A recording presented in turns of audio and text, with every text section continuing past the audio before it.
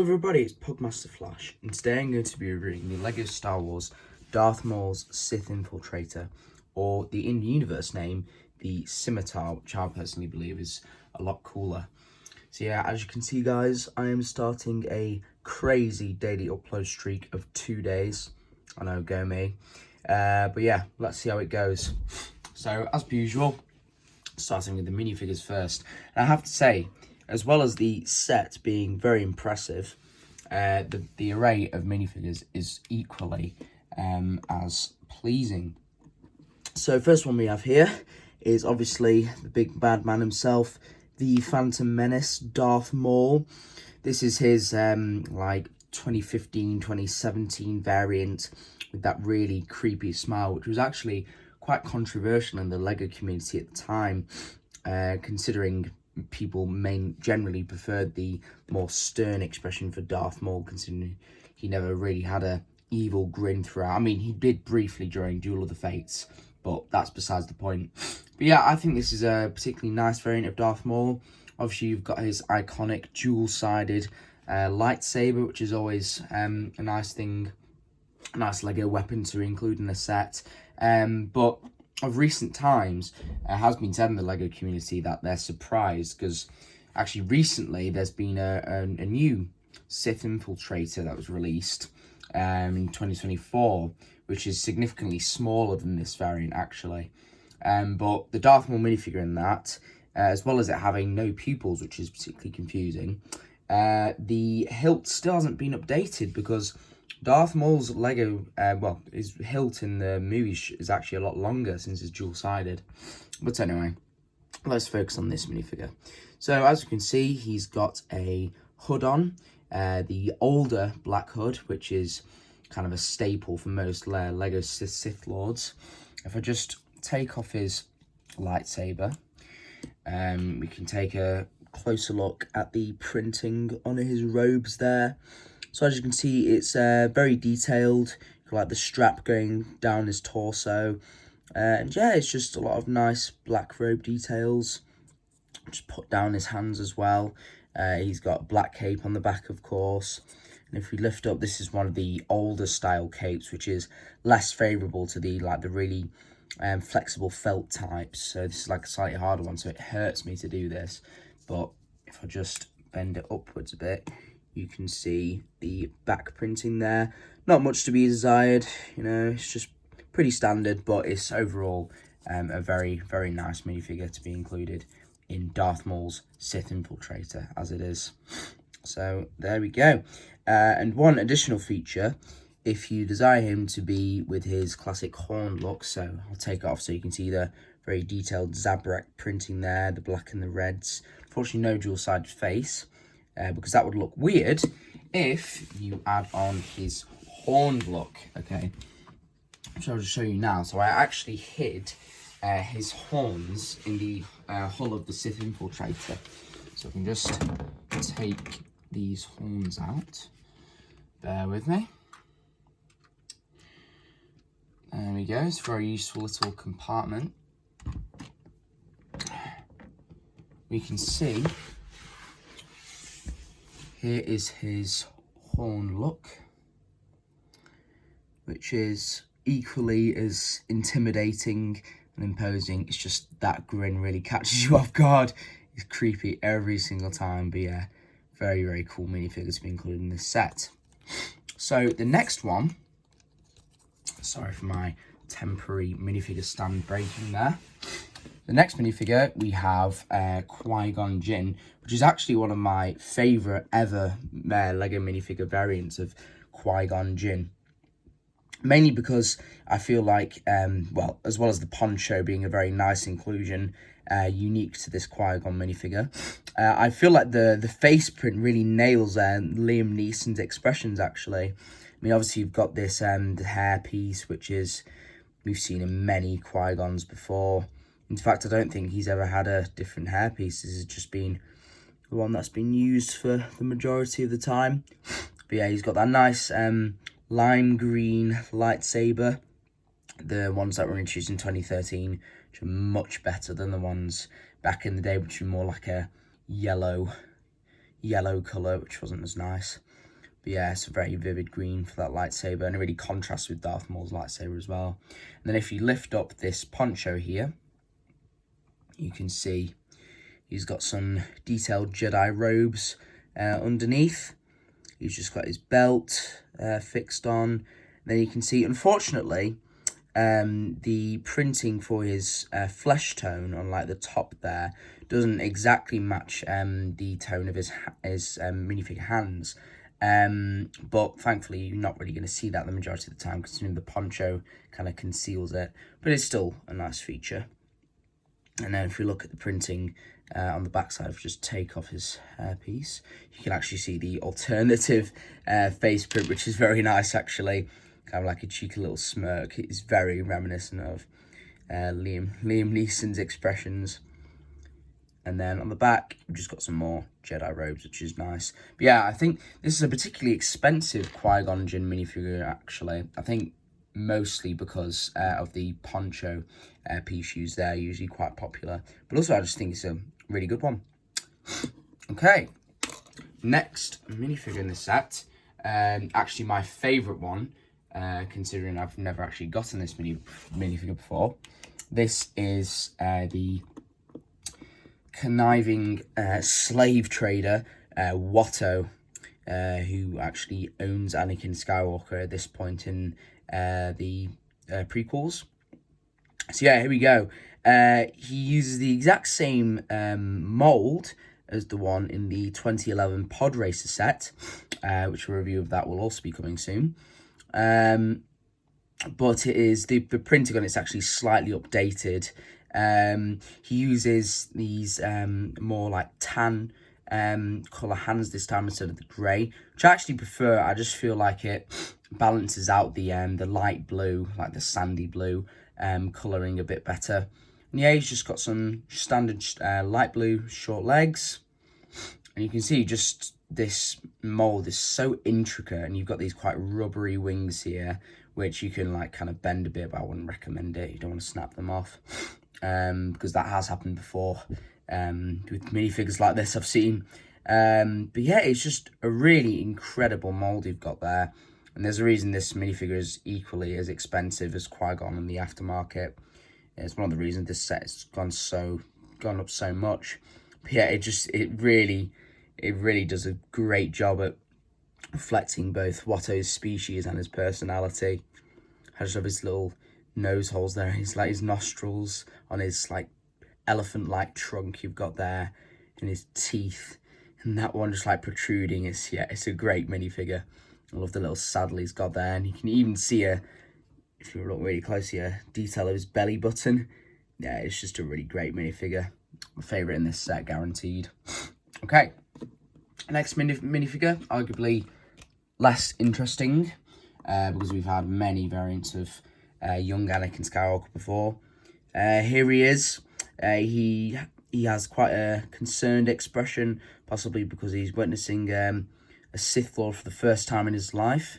Bit of foreshadowing for you there. Maybe the birth of his inspiration. But yeah, so he has a nice necklace, which was given to him by Shmi, I believe. Got pretty nice detailing. An updated version of this Anakin Skywalker came out in 2024, but I actually prefer this headpiece. I know it's kind of like the classic like mop kind of hairpiece, and it's been used for like years, but I just think it really suits this minifigure. The new ones just reuse like the young Harry Potter in a mega hairpiece, which I personally believe doesn't work as well. But yeah, pretty standard minifigure, nothing like too special, but it's always a nice inclusion. Obviously with that scene in the Phantom Menace where Darth Maul essentially tries to run over Anakin Skywalker with his little speeder, and if he was successful in that, well, you know what would happened. But yeah, and then on the alternative side, he has a slightly more encouraging expression there. He's pretty cheerful little smirk there. But yeah, just a nice minifigure inclusion. Nothing too special, but it's always good to have an Anakin Skywalker minifigure, considering he is the main character for the original trilogy. And the final minifigure, if you can even call this figure, a minifigure, is R2-D2, and similar with Anakin Skywalker, there's really nothing too special with R2-D2. We've seen, I'm pretty sure that R2-D2 stands for one of the minifigures we've seen in most sets, really. He's just in practically every other Star Wars set you ever look at nowadays. But yeah, I'm sure most of you watching this will have seen an R2 figure by now. You know, quite detailed printing. Still hasn't actually had added that third leg, which could be quite easily customized, like protruding out there. But we'll see if LEGO ever actually creates a unique mold for that. And yeah, unfortunately, my figure here, the printing slightly faded. I don't know if that's a factory error or because I bought this second hand. But yeah, the red light isn't as bright there. But yeah, it's just an R2-D2, guys. Nothing too crazy. So yeah, there we go. Okay, finally, the moment you've all been waiting for, the review of the Sith Infiltrator. So, as you can see, this is quite an imposing model. I'll just put it centrally, because it no longer has to make room for the minifigures now. But yeah, it's your classic, you know, grey Star Wars ship, but it is much more than that. I can assure you that much. So let's first take a look at like this section, like the nose of the ship, if you will. And if you can, as you can see, the actual bird's eye view of this model is rather like a sword. I don't know, that's how I kind of interpreted it as, but it just kind of looks like a sword. But yeah, so let's have a look at the nose of the ship. So as you can see, there's a lot of grey, dark grey and light grey pieces used to like really smooth it off. There's a really nice balance, which is what I always like in the Star Wars sets, of the smoothed off tiles and the studded elements here. There are 4 stickers used on this section of the set. You can see there's the really large grey sticker here, and that's symmetrical on both sides. And then there's some large grey strips here. They weren't too difficult to apply, to be honest. Pretty easy for any experienced LEGO goer to apply. But even so, it would have been nicer for them to be printed. So yeah, so very detailed there. It's very blocky, and I believe this is actually the largest Sith Infiltrator set ever to be released. But yeah, it uses some very old pieces, actually. These like sloping down pieces here, which have kind of the more like grainy texture, if you will, and that just provides a nice contrast with these smooth pieces here. But it really nicely just blends all into one. And a really nice feature of this set is that not only does it include a significant amount of exterior, it's a very aesthetic exterior, but the interior space is also particularly impressive, especially for a set of this size. So as you can see, this entire section here can actually open up to give you access to the inside here. So, and then these flaps also come down to reveal Darth Maul's, as I mentioned previously, his mini speeder. So I'll just quickly show you this. So I think this is just a very simple but effective build of Darth Maul's speeder. It's got the nice little green like boosters coming out of the back there. And then you can actually fold this like outwards if you want to, but it doesn't look very good like that. The actual proper look is like this, and you can nicely sit Darth Maul down in that seat. And thankfully there's actually no studs on that seat, so it's not difficult to get him back off. He just has to hang on with his minifigure hands on that little clip there. And yeah, you've just got like a nice like dark orange, sandy orange colour scheme there. It's just a really nice inclusion to have in this set. And they can just really easily put that back down there, flap it up, flap these 2 sections down, put that down, and it's nicely concealed in there. And then another feature in this, nice play feature, as you can see, there is this grey like blue button here, which when you flip that down, if you've recently viewed the Phantom Menace, you'll remember Darth Maul had these probe droids which were deployed from the scimitar. Not as explosively as that, of course, but it's just a really nice play feature. So you get 3 of these little guys, and they're all identical, so I'll just show you one of them. So again, simple but effective build. It's got a little blue light there. I'm not exactly sure which one's supposed to be like the booster and which one's supposed to be like the camera or the eye of the droid. I assume this one's the eye.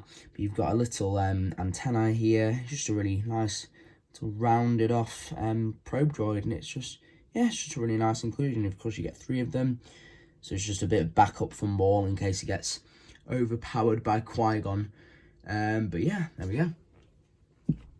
And then you can very easily reload those little probe droids into this section here. You can see there's plenty of space in the interior for that. You just load them back in there, and it actually uses on the underbelly a trapdoor, which when you press down this, it pushes down a little tab down there, which releases them.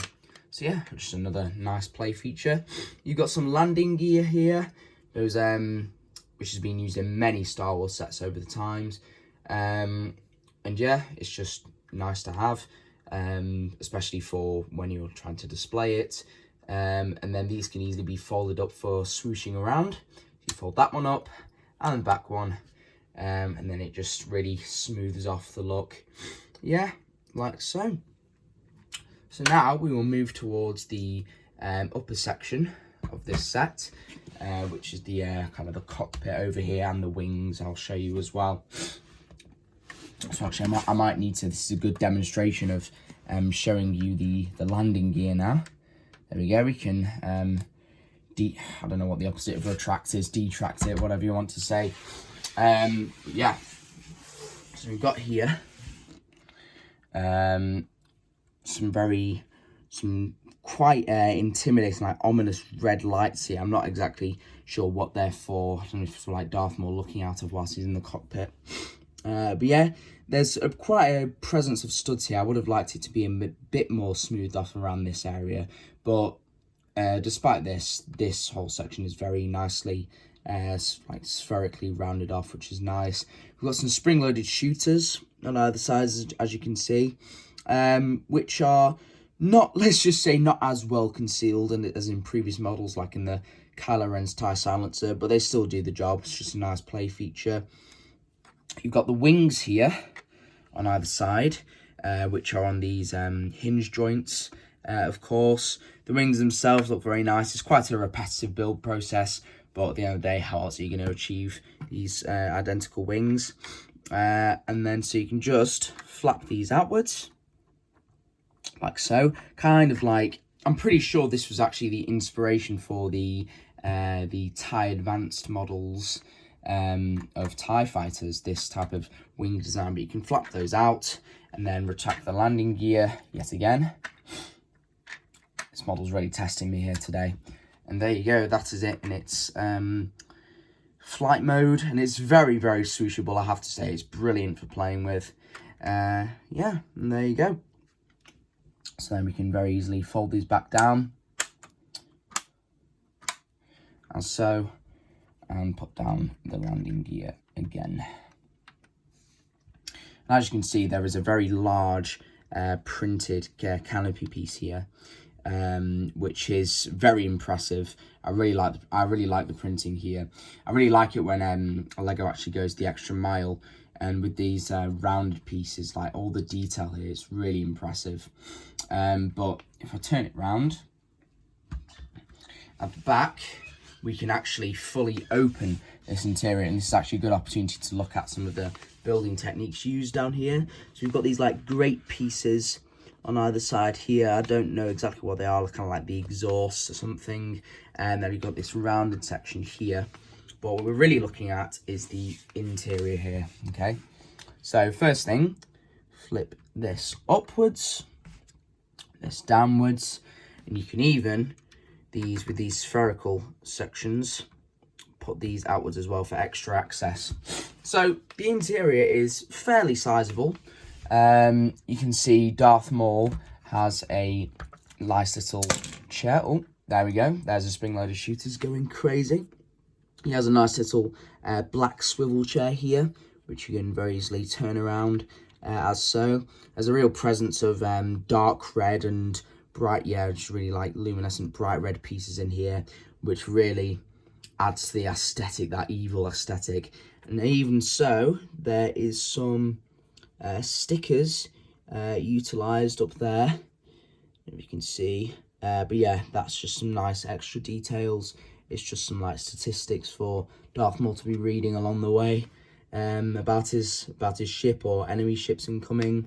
There's also a lot of nice storage here. As you can see, Darth Maul's got his handy binoculars clipped on that side. But there's also an additional clip here for storing his lightsaber hilt as so. So yeah, just a really nice, sizable interior. And as I showed you before, it's good for actually storing his horns in here if you don't want to get them lost. So yeah, and then you can easily fold this back up, push this upwards, and put that back downwards, and then you're ready to go yet again. So yeah, that is the interior for the Scimitar. And as you can tell, this is actually surprisingly one of my favourite angles of the ship, because I really like how well the designers have managed to incorporate all the pieces to really round off this section of the ship, this like spherical section. It really well, really reminiscent of the in-the-universe design. So I'll now place it down as so. So yeah, that is my review of Darth Maul's Scimitar, or Sith Infiltrator as it's advertised in the box, from 2015. So this set back in the day, I believe, retailed for about £90 in the UK. And at the time, this was also believed to be a very overpriced set. But in my personal opinion, the £90 retail was perfectly reasonable for the time. Particularly since two of the minifigures now, the Qui-Gon and the Watto, whilst both the best minifigures in this set and most highly detailed, they also retail on their own for a lot of money now. So that really adds to the value of this set. But despite that, additionally, this set is very sizable. It's actually one of the largest ships in my collection now. It's very swooshable. It is very reminiscent of the in-universe design. It's a very iconic design, even though it hasn't showed up in the... It didn't actually show up in the film for that long. It includes many play features. It's just a really great model for kids. So yeah, I couldn't really recommend this set highly enough. Even though it's been retired, it has gone up quite a lot in the aftermarket. You can always find pretty reasonable deals on eBay from second-hand sellers. Particularly, I'll advise if they're